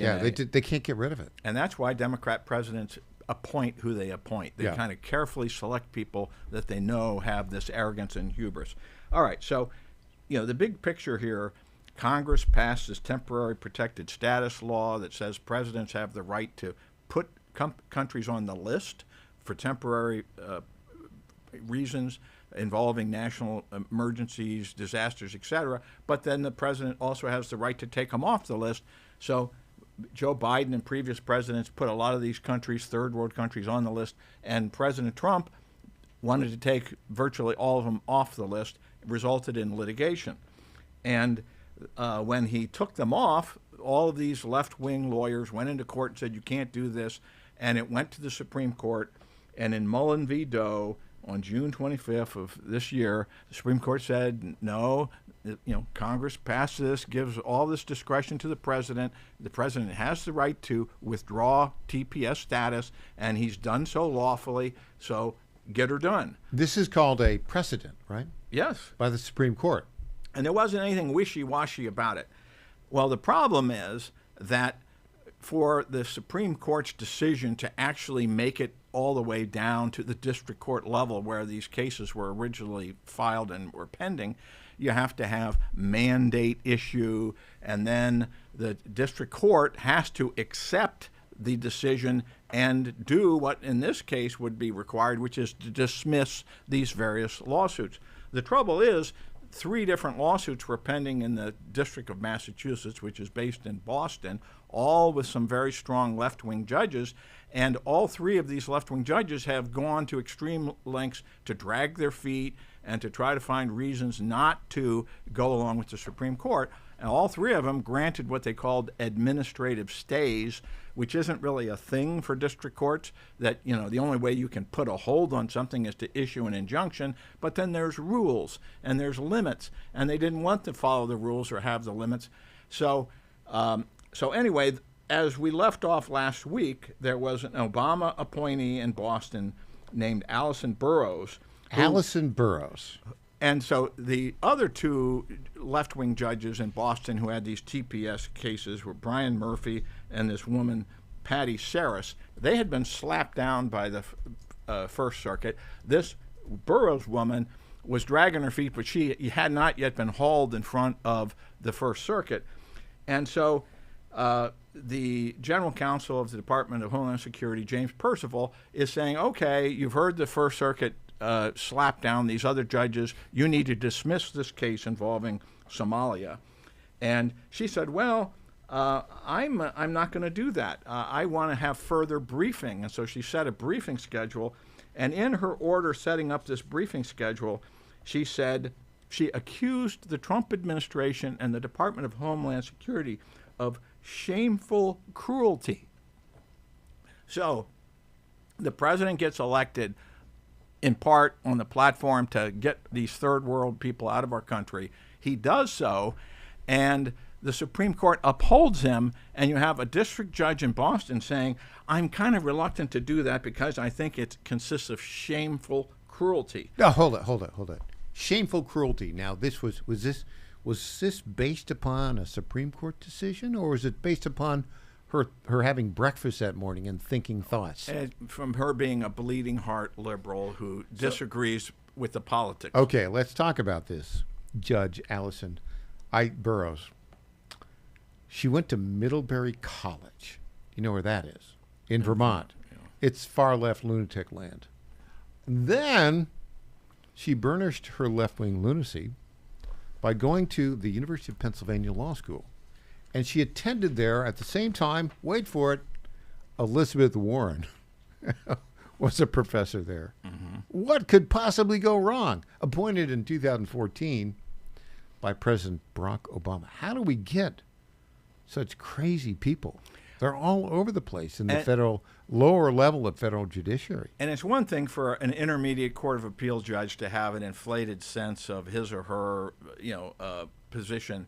But a district court judge, that's the bottom of the food chain in the federal judiciary. And to sort of take Supreme Court decisions as advisory opinions, and I'll get around to it when I want to, that, and to treat yourself as being superior to the executive branch is a total misconception of the judicial role. The kind of judge that actually has an impact on history, for the most part, it's not a district court judge. Appellate court judges can, actually, right? Because everybody has a right to have their case appealed. And, if you lose and you get appeal, the final determination in most lawsuits comes at the appellate court level, don't you think? Yeah. So wouldn't that be the job you'd rather have? If you had it, because I know Judge Mark Pulliam sounds like really a good title for you, and that's probably where you ought to be, right? But if you had to be, if somebody said, what court would you want? See, I would say the court I'd like would be appellate court, a federal court judge. What would you like? No, I think the appellate court is more, trials are kind of time-consuming and tedious, and you get to be the decision maker, but you got to spend a lot of time on procedural falderall. Where a court of appeals, it's all deciding legal issues, but there you got to get two people to get along with you. And so, like in this First Circuit, that Allison Burroughs, they appealed this briefing schedule to the First Circuit, got a split panel, 2 Democrats and a Republican, and instead of slapping her down like they did to Murphy and Saris, they sort of said, we don't really like what you're doing, but we're not going to prevent you from doing it either. So, go ahead with your briefing schedule. So Burroughs is supposed to make her decision sometime this week. And so a Trump appointee to the First Circuit dissented and said basically she's using this administrative stay like an injunction. Yeah, she doesn't have the authority to do it. Yeah, you think? I mean, now, crazy. So they're not everybody's crazy in Boston. So this same week, Patty Saris, who was appointed by Clinton, and she had the case involving South Sudan pending before her. Well, hold on. Let me see. We got all of these third world hellholes. Somalia, South Sudan, where they're sending all of their valedictorians here, right? Except, no. Yeah. We don't want them. What's ironic is that when President Trump took these countries off the TPS list, he did it for the reason that these are really bad countries, and the reason they're bad countries is because they have bad people live there, and if we let them all move here, they're going to turn us into a bad country. You mean like, I don't know, Minneapolis? And they swooned and said, how can you say that about Haiti? Haiti is really a great country. And now that they've lost the case and these Haitians are going to have to go back, people are saying, oh, this is unfair to them because Haiti is so bad. Well, you're proving that President Trump was right. So let's be honest. There are a lot of third world hellholes in the world. And we ought not to allow residents of third world hellholes to come to the United States and turn American cities into third world hellholes. And yet, that's what's happened in Minneapolis, Minnesota. Yeah. And, and in many other cities. There's hundreds of thousands of these people. And, many of them are on welfare. Many of them are committing crimes. They need to go back to their original countries. So Patty Saris, just to give her credit, so she's one of these left-wing Democrat judges, but she saw the handwriting on the wall. And all of these lawyers representing the TPS people, they all have the same playbook. And so even after the Supreme Court decided Mullen v. Doe, they came up with this argument that, well, the withdrawal of TPS status wasn't legitimate because it was done by the Department of Homeland Security rather than the Attorney General, that there's constitutional claims that need to be looked at, etc. And she read that, and instead of writing some big epistle of a decision like these people did over the White House ballroom, 100 pages, she wrote 50. That was 100 pages? 100 pages. I've had to read some of these things. Oh, my goodness. Get to the point. Yeah, tell me about it. They need to go back to... They need to read the Tennessee Star if they want to write something clear and concise and to the point. And in general, the longer something takes to say, the worse it is. And the more they're hiding something. We'll come back with more, I guess, permanent Democrat insanity with regards to temporary protected status. Our guest, the best legal analyst in the country, the one, the only Mark Pulliam.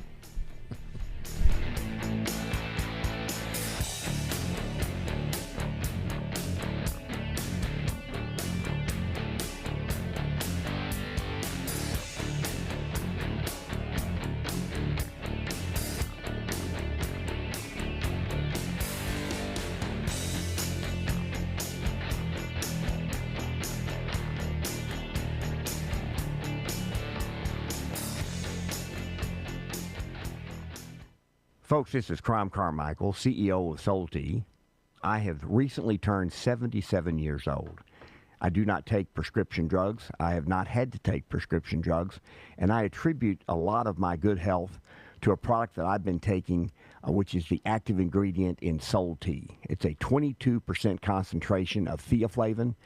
We did clinical trials on it 25 years ago and found that it helped lower cholesterol. We have had many, many hundreds of letters and emails from customers telling us how it has helped them not only manage their cholesterol, but lower their triglycerides and help them on their blood pressure. And I can't tell you how much I attribute to Solti for my good health at age 77. And I encourage you to go to GodzillaHeart.com. That's GodzillaHeart.com. And use the code Godzilla at checkout, and you'll get a 50% off on your initial shipment of Solti. And I promise you it will be a great help for your heart health. Thanks so much. And they're off. This summer, the Thunder returns to Colonial Downs Racetrack. Live thoroughbred racing June 25th through September 7th. Feel the excitement. Hear the roar of the crowd. Experience Virginia's premier horse racing destination every Thursday through Sunday all summer long. Bring the whole family for Family Fun Sundays, packed with activities for all ages. Parking, free. General admission, free. Memories, priceless. Make Colonial Downs Racetrack your new summer fun time tradition. Get tickets and race day info now at colonialdowns.com. Every morning, your Godzilla of Truth sets the table with the day's news. Starting August 17th at 10, Wendy Bell goes live with reaction and her own fiery fabulosity. And I want MAGA to grow a wave of red, the likes of which you've never seen. August 17th. You're on the cusp of a golden age. Wendy Bell, are you ready to go? Weekdays 10 to noon. On the John Fredericks Media Network. The Trump administration has brought positive changes when it comes to fixing our broken healthcare system. If we really want to make America healthy again, well, that starts at home. And that's where the Wellness Company comes in. You see and hear from the Wellness Company doctors all the time, and you know their products are the gold standard for keeping you and your family safe and healthy, giving you the opportunity to make sure you're prepared for whatever happens with their prescription medical kits. Additionally, the Wellness Company offers a variety of products, from parasite cleanses to methylene blue to weight loss and so much more. Make America healthy again starts at home. Do your part and protect the health of you and your family. Live a healthier, longer, and more satisfying life. Go to twc.health/Godzilla and order. That's twc.health/Godzilla. Use promo code Godzilla to save 10% today. Congratulations to my friend Michael Patrick Leahy on 9 years of journalistic excellence. I'm Lenny McGill, owner and founder of the Glock Store here in Nashville, Tennessee, and a proud sponsor of Michael Patrick Leahy's Tennessee Star Network for over 5 years. When we started, he was on just one local station. Now, he's on 20 stations. His motto, find the truth and report it. And as long as he sticks to that, we'll stick to being a sponsor. And next year, Michael, let's have a party for you right here at the Glock Store. I'm Brent Taylor, and I approve this message. Brent Taylor has my complete and total endorsement. Those are the words of President Trump announcing his endorsement of Brent Taylor for Congress. President Trump can count on Brent Taylor to support the American First agenda, fighting inflation, cutting spending, deporting illegal immigrants, and protecting our conservative values. President Trump endorsed Brent Taylor for Congress. Now he needs your vote. Paid for by Brent Taylor for Tennessee. Honesty, integrity, help Tennessee. MarkPody.com. The values that have made Tennessee strong, faith, personal responsibility, freedom, and respect for one another, are rooted in timeless godly principles. Those values are worth protecting, and I'm going to continue fighting to preserve them for our children and grandchildren. I'm Mark Pody, and I'd be honored to earn your vote again. MarkPody.com. Paid for by the campaign to elect Mark Pody. Candace Graham, Treasurer. I'm Scott Desjardins, and I approve this message. We will make America great again.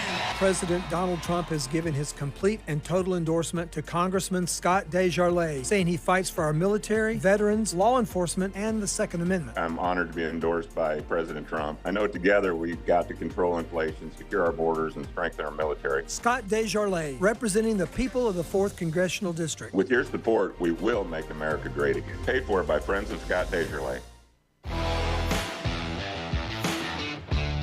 Welcome back to the Michael Patrick Leahy Show. Now, here's Michael Patrick Leahy. We're talking with the best legal analyst in the country, Mark Pulliam, author of Misrule of Law, a blog you must read. Mark, so the problem is the DNA of arrogance and hubris that is kind of stuck inside many of these federal district court judges, few appellate judges, is kind of an insurmountable problem that we have been unable to solve. And as a result, we have permanent insanity caused by DNA that is leading to all of this temporary protected status drama. Yeah, so something happened in legal academia over the last 50 to 60 years where what used to be called legal realism, which was a theory of jurisprudence that said judges, it was legal realism or formalism. Back at some point in time, the notion was that the law is actually a fixed set of rules that if you paid enough attention, you would be able to discern them, and they would lead to a clear answer in almost every case. So the rules would typically be rules based upon court decisions at the Supreme Court level or at the appellate level, right? Well, and also by consulting the text, whether it's a statute or the Constitution, but also by paying attention to precedent. And that sort of got thrown out the window at some point, and the notion became, no, formalism is not really a thing. Judges always do what they want to do, what they consider to be good for the country, etc. And that was sort of the prevailing notion that gave rise to the living Constitution. But excuse me while I throw up. Yeah. Living Constitution. But they've taken the living Constitution to a new level once you introduce the nihilism of critical theory. And so now a lot of academics and a lot of lawyers and even a lot of judges view this as the law is nothing but an object of oppression, and by this against these victimized people, and they view their job as not applying the law but coming to the assistance of these victims of oppression.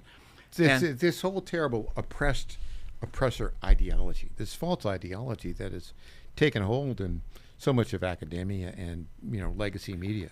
And then President Trump shows up, and he becomes, in their world, the ultimate uber villain.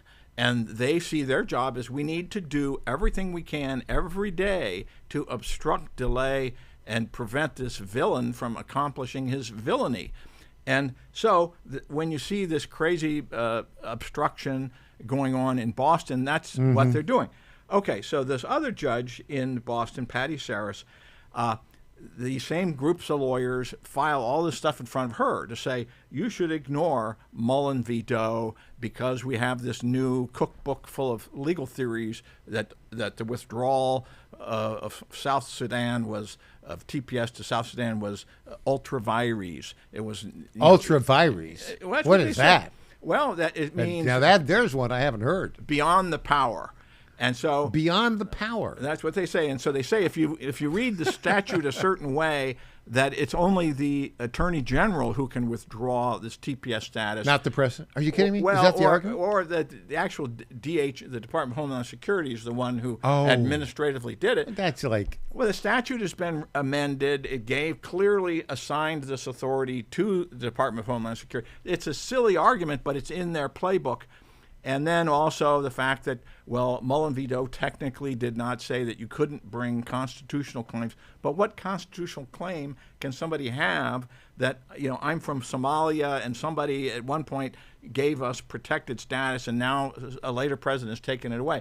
Well, they're claiming that it's a violation of due process. Oh. But how can you have a due process right in something that is by its very nature temporary and subject to the exclusive and unilateral discretion of the president? And then also they say it's discrimination because there's something about our country you don't like. Well, Mullen actually considered that. The Supreme Court considered that in Mullen and said, nah, we don't buy it. So Saris, this Judge Saris up in Boston, listened to all of this and said, well, you guys haven't persuaded me. Basically, you're not making any arguments that the Supreme Court didn't already decide against you. And so I am going to uphold the withdrawal of TPS status for South Sudan. And that's a good sign. That means that maybe she's now going to use her energy and to try to obstruct President Trump in some other manner. But at least on TPS, they've kind of waving the white flag. Now, see, all of these cases weren't in Boston. There were also cases, one in Chicago, one in D.C. And let's just talk about what happened last week in D.C. So one of the most liberal district court judges in D.C. is a woman named Judge Anna Reyes, who was born in Uruguay. She got a lot of attention because she was the first openly LGBTQ judge on the D.C. bench, and she was appointed by Joe Biden. And they said to her, she had the Haiti case. And so, all the plaintiffs went in and said, you need to obstruct and delay the president on this. And she said, no, I'm not going to do that, that the Supreme Court has spoken. And she may possibly allow some type of discovery, but she dismissed the complaint and said, the Haitians are going to have to, accept the fact that they lost their case. Now, in Chicago, there was a case involving Burma. And Hold it. Burma? Somalia? South Sudan. This is where the due process considerations are being given by these lefties. Yeah, and in some cases they've had this temporary status for decades, but now it's the end of the world that it's going to go away. So this Matthew Kennelly, who is a Clinton appointee, he has this case. The plaintiffs came to him and said, yes, the Supreme Court has spoken, but you can still maintain this litigation and keep it from going into effect using the same ultra vires, the constitutional claims, and so forth. Okay, he didn't buy... He still spent a huge amount of time discussing these claims. These are claims that you could dispose of in a paragraph. Yeah. But he goes on for pages and pages. He says, okay, ultra vires is not a good argument. Due process is not a good argument. And your equal protection argument is not a great argument, but it's not totally foreclosed either, even though the Supreme Court kind of dealt with it in Mullen v. Doe. So equal protection for these Burmese who are here on temporary protected status. Well, they were saying that there's something about our country or the people who live there that would give rise to a presumption of discriminatory animus on the part of the president, even though Congress has given him complete and unreviewable discretion. He wants to review it. Yeah. Yeah. And so this judge says, I think it's a weak case. Your equal protection argument is weak, but I'm not going to dismiss it, and I'm going to let you do discovery on it. Which is something that could drag it out for months and months and months. As if that might be part of the plan. But he says, I know that this is going to be controversial, so I'm going to certify this ruling for interlocutory appeal. Okay, interlocutory appeal. Please explain that. Okay, so normally a party is only allowed to appeal a district court ruling that they don't like if it's part of the final judgment. Keyword, final judgment. So you have to try your case, get a final decision in the district court, then and only then can you appeal it to the Court of Appeal. what this judge is saying basically is, I know I'm wrong, but I'm going to give it a half-hearted try anyway. Certify it for interlocutory appeal so that the Department of Homeland Security can and will immediately go to the Seventh Circuit in this case to get an answer. And Is that how often is interlocutory appeal allowed? Because in my night law school courses, they say you can only appeal a final judgment. Well, here the judge is expressly saying, I think this is suitable for interlocutory appeal. Now, you don't normally like a lot of piecemeal appeals while a district court case is pending, because the whole point is to deal with things efficiently and swiftly and so forth. But so he said, I think that this is good for interlocutory appeal. And some people, some conservative commentators who maybe are less rigorous than I am or more sympathetic than I am, they were giving him brownie points to say at least he is going to give the Department of Homeland Security a chance to get this thing thrown out at an earlier stage. I think if he just did what Anna Reyes did in D.C. or this Patty Saris did in Boston, he'd say, no, your claims are stupid, they're meritless, they're frivolous, it's part of this left-wing cookbook that somebody came up with, you're dismissed, and get on board with deporting these hundreds of thousands of people that have long overstayed their welcome in the United States. And so the imperial judiciary sees itself as unconstrained by the Supreme Court and duty-bound to oppose Donald J. Trump, and the Supreme Court needs to rectify that, or else we're going to spend the remainder of President Trump's term skirmishing over whether they really have to follow the Supreme Court decision. Where is Chief Justice John Roberts? He's the one who should be slapping these judges down. What's he doing? Well, he's on Europe, probably on vacation. He's on vacation. They're going to get dragged off of their vacation with the Supreme Court, with this White House ballroom issue. Oh, yeah. They'll put them in a good mood. Well, hopefully it'll make them mad and want to do something about it. Well, speaking of doing something about it, the president has issued another executive order on, wait for it, birthright citizenship. And when we come back, Mark, you're going to tell us what the chances that this executive order will survive. Back after this.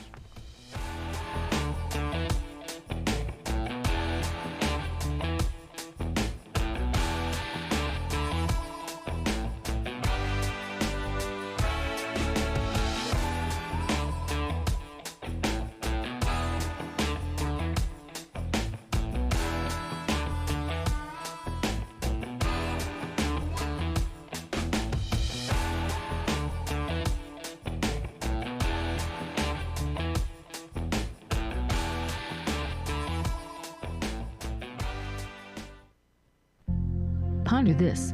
All of God's children, you and I, have been created in God's own image. It's hard to fathom, isn't it? One thing we do know about God is that He is perfectly free. So He created us perfectly free to follow Him and free to deny Him. We have the choice. Our choice, however, has eternal consequences. It is the biggest decision in your life. I'm sure that most of you, if not all of you, want the final elevator ride to go up, not down. How we live on this earth determines our eternal destination, up or down, heaven or hell, and yes, hell is real. God has rules for us to follow in order to be admitted into His heavenly home. Just like the rules you may have for people to enter your home, maybe you do not allow smoking or profane language, God too has rules. There are 10 of them. We are called to obey His rules, not to change them, adapt them, or ignore them. The 10 Commandments guide our entry into eternal life. We must obey His rules in order to enter His heavenly home. I'm Susie Kelly, and I am passionately Catholic.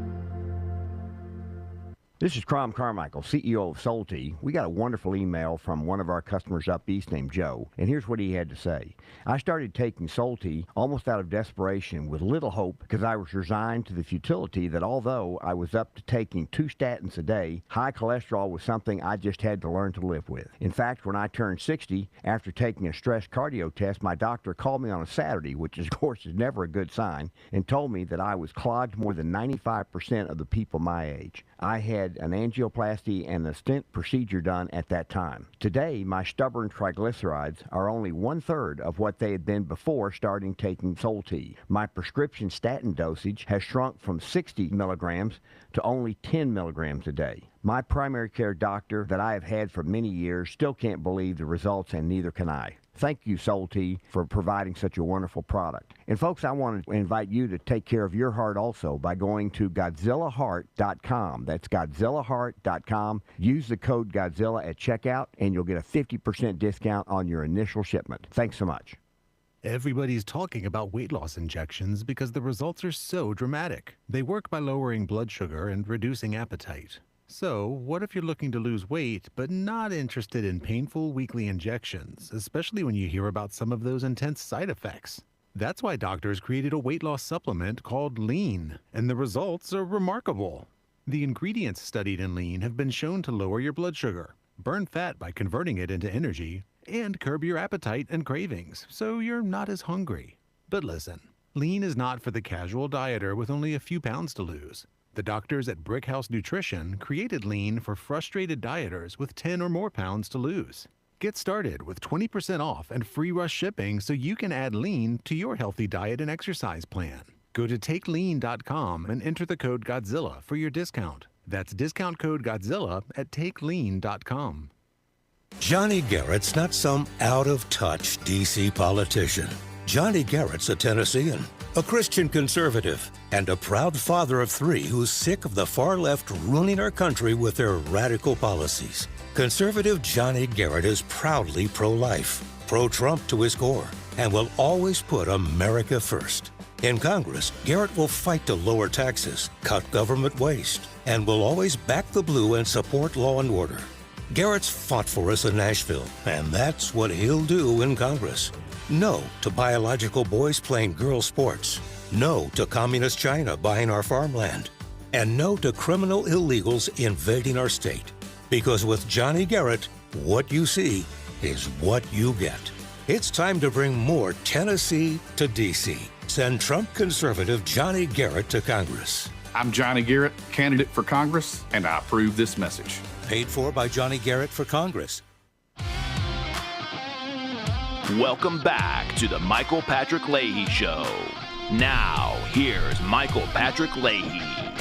So, just recently, the Supreme Court made a terrible decision in Trump v. Barbara. It said, birthright, you're born in the United States, you're automatically a citizen. It was wrong, but that's how they decided it. The President Trump, though, signed an executive order the past couple days in an attempt to address that. Tell us about the order and how will it do? Actually, there were 2 orders that were signed on Thursday, and he's trying to sort of get around the Supreme Court decision, and you can tell he's frustrated about it. So they address the issue of birthright citizenship in 2 different ways. The first one makes babies ineligible for citizenship if their parents are alien enemies of the United States, members of foreign terrorist organizations, and large categories of people who lobby and act on behalf of foreign governments. Now, it may be that that category falls into one of the exceptions to jus soli, the Latin term that John Roberts found. Dug up from Sir Edward Coke in England back in 1610. But I'm not sure that accounts for a significant percentage of the illegal aliens and anchor babies in the United States. The other one, the second one, says that it's more administrative. It says it directs the State Department to not issue citizenship documents for babies born in the State Department. Yeah. Well, the U.S. State Department. For birth tourism. But the birth certificates are issued by county local governments, right? That I'm not an expert on where who the birth certificates definitely come from the county, right? Now, I think he's on firmer ground with the second executive order, which instructs the Departments of State and Homeland Security to take steps to limit foreigners from traveling to the United States, specifically to have children born there. and calls on departments to update rules, procedures, and guidance, as well as other actions, without going into a whole lot of detail.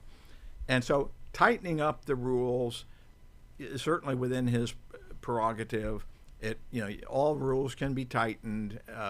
We could try to ferret out these people who are abusing, visas to come and have babies in Guam or Marianas Islands or even in the mainland United States. So the order suggests scrutiny will extend beyond visitors on tourist visas to other temporary visa categories, including student and work visas.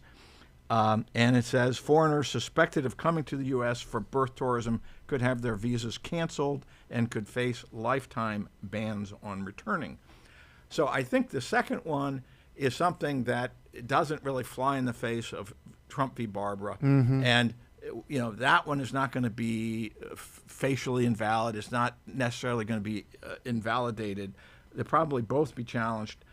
But the problem with trying to solve this problem with executive orders is that you bump up against the precedent. Well, right? And the next president can just unilaterally rescind these things. Right. And the first one, I think, is trying to get a second bite at Trump v. Barbara, and that one's not going to fly. A better solution. Wait for it. Do we get a drum roll here? You know a better solution? A better solution. I got to get one because, Trump v. Barbara, birthright citizenship decision is suicidal for the country. But a better solution, we've talked about this on previous shows, would be for Congress to enact the Citizenship Act proposed by Senator Jim Banks and Representative Brandon Gill. Yes. That legislation is pending, and that would say that basically Congress decides that this tsunami of illegal immigration transforming our cities, leading to crime, violence, horrendous welfare fraud, and other costs and abuses, constitutes a hostile invasion, and that therefore, even within the recognized exceptions to birthright citizenship, the jus soli, that this is something that is outside the scope of automatic birthright citizenship. Okay. And, and the problem is President Trump wants to appease his base by showing, I haven't given up, I'm fighting. But at some point, the more fighting he does on this, the more he's letting Congress off the hook, because Congress doesn't feel the political pressure. Will to Congress act. pass this bill? Well, if there's pressure, if there's heat, if the public clamors for it, but if he's out there having signing ceremonies for his new executive orders, and the he public solved it. Yeah, President Trump is one man show. He can carry the day. Unfortunately, he's not a one man show. Congress needs to step up and start acting like a third branch of government. And it's what was the word? The flaccid branch. There's just there's no strength there. Yeah. Right. They're just not getting things done. No. And the House is probably better than the Senate. The Senate is like... The Senate, won't even confirm President Trump's nominations for U.S. attorney, and they won't allow him to do recess appointments. They did, however, confirm Todd Blanche as Attorney General. That was one win in the Senate. Yeah. Mark Pulliam, author of Misrule of Law, the best legal analyst in the country. Mark, thanks for joining us today. Thanks for having me. All right, Judson Phillips is in tomorrow for me. I'll be back on Wednesday. I hope you have a great day. Up next, Rob Carson. I'm Michael Patrick Leahy. The website, TennesseeStar.com, TennesseeStar.com. Thanks for joining us.